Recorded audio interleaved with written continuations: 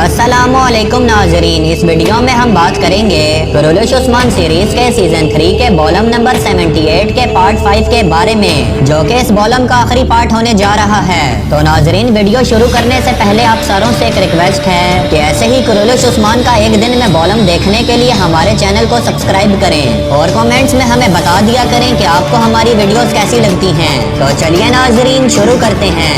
इस एपिसोड का आगाज कुछ इस तरह से होता है कि गुंदूज साहब आखिरकार जिरगे का आगाज कर देते हैं और वो तमाम लोगों से मुखातिब होते हुए कहते हैं कि मैंने वजीर आलम शाह से एक वादा किया है, अगर मुझे उस्मान साहब की जान बचानी है तो मुझे कई कबीले का सरदार बनना होगा। अभी ये बातचीत जारी होती है कि इसी दौरान उस्मान साहब की दोनों बीवियां उनके खेमे में पहुंच जाती हैं और फिर वो गुंदूज साहब से कहती हैं, आप जिस कुर्सी को हासिल करने के बारे में बात कर रहे हैं उसका मालिक अभी भी जिंदा है और हमारी उससे मुलाकात हुई है। यह सुनने के बाद गुंदूज परेशानी की हालत में मल्हान खातून से पूछते हैं, उस्मान को तो कैद कर दिया गया था, तो तुम्हारी उस्मान से कैसे मुलाकात हो गई? फिर मल्हान खातून गुंदूज बे को कहती हैं, मेरी उस्मान साहब से मुलाकात हुई है जब वो कोनिया की जानिब रवाना हो रहे थे और उनका ये पैगाम आपके लिए है कि मेरे भाई को कहना कि मैं जल्द ही कई कबीले में वापस आ जाऊंगा और इंशाल्लाह आकर अपनी सरदारी को संभालूंगा, चाहे इसके लिए मुझे कोई भी कीमत अदा करनी पड़े। और मेरे भाई को ये भी बता देना कि अगर मैं वापस आया और मैंने अपनी कुर्सी पर किसी को भी बैठे हुए देखा तो मैं उसे कभी भी जिंदा नहीं छोड़ूंगा। यह सुनते ही लोहार दाऊद और बाकी सरदार बहुत ज्यादा खुश हो जाते हैं और उस्मान साहब की लंबी उम्र के लिए दुआएं करते हैं कि अल्लाह ताला का लाख लाख शुक्र है कि उस्मान साहब जिंदा हैं और इंशाल्लाह वो जल्द ही कई कबीले में वापस आ जाएंगे। और हम ये भी दुआ करते हैं कि इंशाल्लाह ताला उनकी बेगुनाही साबित हो जाए। फिर बाकी सरदार कहते हैं, जब हमारे पास कई कबीले को संभालने के लिए एक बेहतरीन सरदार यानी कि उस्मान साहब मौजूद हैं तो हमें किसी नए सरदार की जरूरत कैसे हो सकती है? और अगर हम अपने सरदार उस्मान साहब को खो देते हैं तो ये हमारे लिए बहुत बड़ा नुकसान होगा, लिहाजा हमें उस्मान साहब के आने का इंतजार करना होगा, क्योंकि हम ये बात कभी भी पसंद नहीं कर सकते कि भाई भाई आपस में लड़ें। और वैसे भी हम इस कबीले में एक सरदार की हैसियत से सिर्फ उस्मान साहब को ही कबूल करेंगे। गुंदूज साहब ये सूरत हाल देखने के बाद बहुत परेशान हो जाते हैं और कहते हैं, वजीर का हुक्म है कि जिरगा बुलाया जाएगा और एक नया सरदार मुंतखब किया जाएगा। मल्हान खातून ये सुनने के बाद कहती हैं, लेकिन कई कबीले के सरदार का हुक्म है कि कोई भी इस जिरगे में शामिल नहीं होगा। यह सुनते ही गुंदूज साहब को मजीद गुस्सा आ जाता है और वो चिल्ला चिल्ला कर कहते हैं, ये मेरा हुक्म नहीं है बल्कि सल्तनत के मालिक वजीर का हुक्म है और उसके हुक्म को मैं भी मानूंगा, तुम दोनों भी और हत्ता के मेरा भाई उस्मान भी, क्योंकि इस बात से कोई भी फर्क नहीं पड़ता कि हम लोग क्या चाहते हैं। असल बात तो ये है कि हमारी सल्तनत हम लोगों से क्या चाहती है। अगर हम उनके हुक्म के मुताबिक फरमा बरदारी करते हैं तो तभी हम खुशहाल रह पाएंगे और अगर हम सल्तनत के खिलाफ बगावत करते हैं तो हमारा नामो निशान भी मिटा दिया जाएगा। और अगर ये तमाम चीजें जानने के बावजूद भी तुम चाहते हो कि तुम लोगों में अभी भी ताकत है तो फिर इसे रोक कर दिखाओ। नाजरीन, दूसरी तरफ उस्मान साहब के सिपाही आपस में बातचीत कर रहे होते हैं कि अगर हम कोनिया में चले जाते हैं तो क्या वाकई ही में सुल्तान हमारी बातों पर यकीन करेंगे और अगर हम बचने में कामयाब हो जाते हैं तो हम उस्मान साहब की सल्तनत बनाने के ख्वाब में उनकी भरपूर मदद करेंगे। यह सुनकर एक और सिपाही कहता है, अगर हमें उस्मान साहब का साथ देना है तो सबसे पहले रिहा होना होगा और हम तो जानते ही हैं कि हम में से किसी ने भी गद्दारी नहीं की, बल्कि जो भी कदम उठाया है सल्तनत की भलाई की खातिर उठाया है और हमारी इन तमाम बातों का सिर्फ अल्लाह ताला ही गवाह है। लिहाजा अल्लाह ताला ही ऐसा कोई रास्ता निकालेंगे जिसकी वजह से हमें निजात मिल सकती है और हमारे सरदार उस्मान साहब के ख्वाब पूरे हो सकते हैं। इसके बाद तमाम सिपाही एक दूसरे की हिम्मत बढ़ाते हुए कहते हैं, हाँ हमारी बातें तो तमाम ठीक हैं, वैसे भी कोई भी अच्छा काम करने के लिए मुश्किलात से तो गुजरना ही पड़ता है, तो ये हमारे लिए कड़ा इम्तिहान है। आखिर हमारे पास भी अपने आने वाली नस्लों को कुछ सुनाने के लिए होना चाहिए कि हमने कितनी मुश्किलात के बाद यह सल्तनत हासिल की है। दूसरी तरफ जैसे ही गेहातू तक ये खबर पहुंचा दी जाती है कि सल्जूकी सिपाही जो के उस्मान साहब की पैरादारी कर रहे हैं वो एक गार में पनाह लिए हुए हैं और जैसे ही सुबह हो जाएगी तो वो कोनिया की तरफ रवाना हो जाएंगे। गेहातू ये सुनने के बाद पूछता है कि उन सिपाहियों की तादाद कितनी है।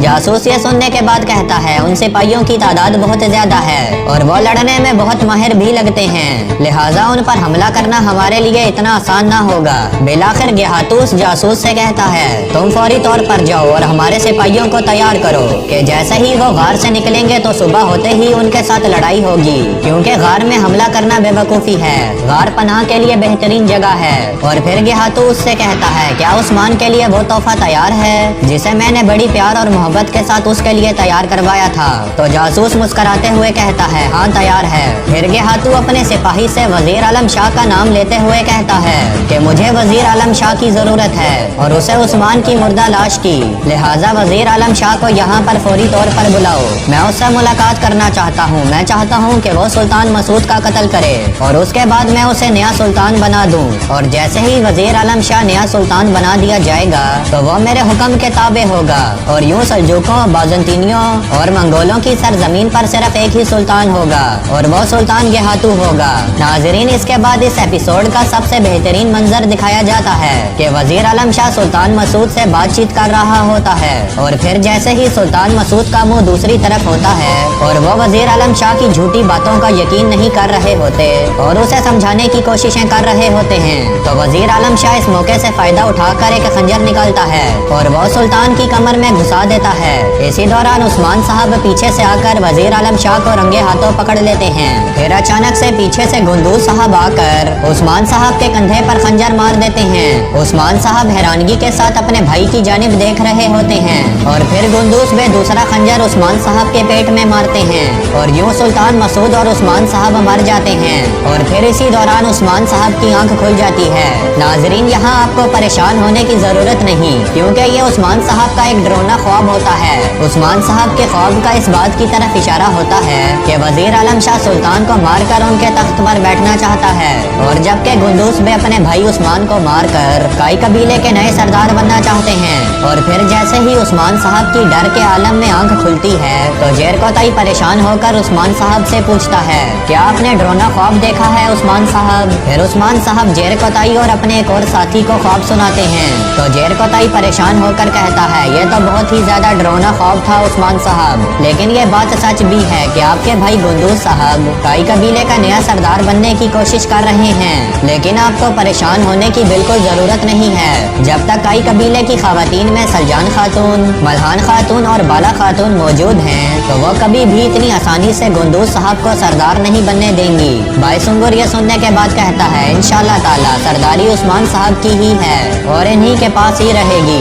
दूसरी तरफ तुर्गुत बे कोशिश वाले काफले को रोक लेते हैं और उन्हें चारों तरफ से घेरने के बाद बाज़ंतीनी सिपाहियों से कहते हैं अगर तुम चाहते हो कि तुम्हारे बच्चे यतीम ना हो और तुम्हारी बीवियां बेवा ना हो तो तुम पीछे हट जाओ। और फिर वो चिल्ला चिल्ला कर कोशिश से कहते हैं तुमने अभी तक अपनी बहन का बदला निकोला से नहीं लिया तो इसलिए मैं तुम्हें अभी मरने नहीं दे सकता। कोशिश ये सुनने के बाद जज्बाती हो जाता है और उससे कहता है मुझे उम्मीद थी तुर्गुत कि तुम मेरा साथ देने के लिए जरूर आओगे। यह सुनते ही तमाम बाज़ंतीनी सिपाही भी अपनी तलवारें नीचे फेंक देते हैं और फिर तुर्गुत बे कैदी वाले पिंजरे का ताला तोड़कर कोशिश को आजाद करवा लेते हैं। और फिर जैसे ही कोशिश आजाद होता है तो इसी दौरान आया निकोला भी अपने बाकी साथियों के साथ वहाँ पर पहुँच जाता है और उनसे कहता है मुझे लगता है कि मैं सही वक्त पर यहाँ पर आया हूँ। तुर्गुत बे यह सुनने के बाद कहते हैं अगर अब तुम सही वक्त पर आ ही गए हो तो खाना खा कर जाना। यह सुनते ही कोशिश भी अपनी तलवार उठा लेता है।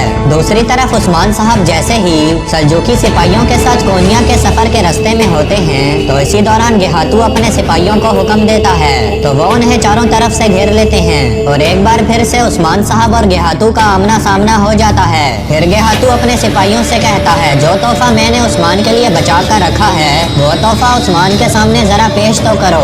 यह सुनते ही मंगोल सिपाही गोगतोक को उस्मान के सामने पेश कर देते हैं। गोगतोक जिसके हाथ रस्सियों से बंधे हुए होते हैं। इसके बाद वो मंजर दिखाया जाता है कि जब गोगतोक सल्जूकी सिपाहियों से फरार होने के बाद जंगल की तरफ भाग रहा होता है तो इसी दौरान मंगोल सिपाहियों की नजर गोगतोक पर पड़ जाती है और वो उसे गिरफ्तार करने के बाद गेहातू के सामने पेश कर देते हैं। फिर गेहातू उस्मान को बताता है कि तुमने मेरे से मेरा बेहतरीन सिपा सलार छीन लिया। इसका नाम कुंगर था। मैंने इसकी परवरिश की थी और बेटों की तरह इससे मोहब्बत की, लेकिन तुमने इसे मुसलमान कर लिया और अपना सिपाही भी बना लिया। अब चूंकि ये मेरी नजर में गद्दार है तो मैं लिहाजा अपनी तलवार इसके दिल में घुसाऊंगा ताकि इसके दिल से काई कबीले की मोहब्बत निकल जाए। गोगतोक यह सुनने के बाद कहता है मेरे दिल में सिर्फ काई कबीले की मोहब्बत ही नहीं है बल्कि मेरे अल्लाह और उसके रसूल की भी मोहब्बत है। यह सुनने के बाद गेहातू अपने सिपाहियों से कहता है इसका मतलब ये है कि गोगतोक के दिल को अब धड़कना नहीं चाहिए। और ये कहते ही वो अपने घोड़े से उतरकर गोगतोक को मारने के लिए आगे बढ़ता है।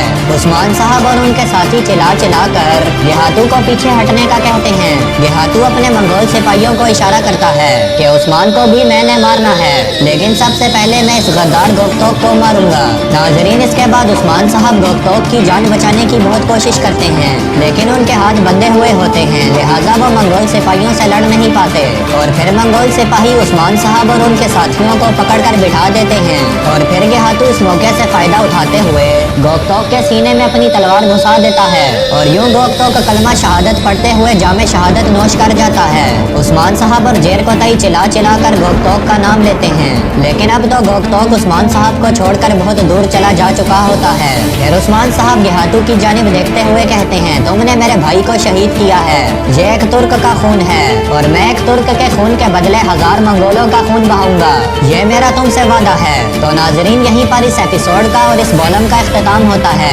गोकतोक की शहादत आपको कैसी लगी हमें कमेंट बॉक्स में जरूर बताइएगा। कुरुलुश उस्मान की सबसे पहले एपिसोड्स देखने के लिए हमारे चैनल को फौरन से सब्सक्राइब करें। इसी के साथ मैं मिलूंगा आपसे अगली वीडियो में, तब तक के लिए